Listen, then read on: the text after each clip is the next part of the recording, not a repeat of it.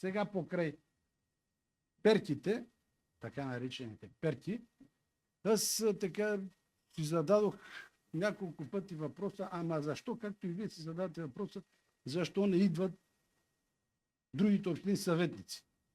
Нали? Това какво е сбъркал, си признаваме, объркали сме, си нищо не направим, но трябва да се види, да гледаме с лицата си, в крайна сметка не може да се криеме вечно. Така че въпросът е защо? Защо? И този въпрос е много интересен. Също аз си зададох въпроса защо, след като отложихме тая сесия, нали, за перките за далекопровода, ние информирахме всички ловни дружини. Те избухнаха в ярост. Бия правят живи вери, разправи, били да спират. И нямаше ги, крайна сметка, на срещната на сесията. От Радомирската дружина, която е потърпевша от това нещо, не дойде нито един. А 3 дена при това ми твърдяха, че ще дойдат. И викаме, защо си сега задаваме въпрос? Защо дойдеха 15 радомирци и всичко друго беше от другите населени места? Защо?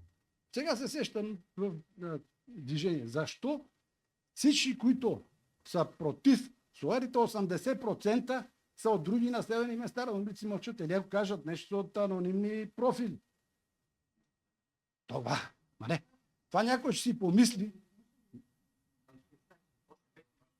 Времето ни напредва, господин Джоргов. Само да ви кажа, някой страничен ще вземе да си помисли, че в Радомир е изградена една структура, която е превзела всички институции в града и си прави каквото иска по метода на предложения и поощрения и предупреждения и наказания. Това някой може би ще си го помисли, като слуша всичкото това. Така че вие, които сте тук, сте извън явно обсега на това нещо и не ви е страх.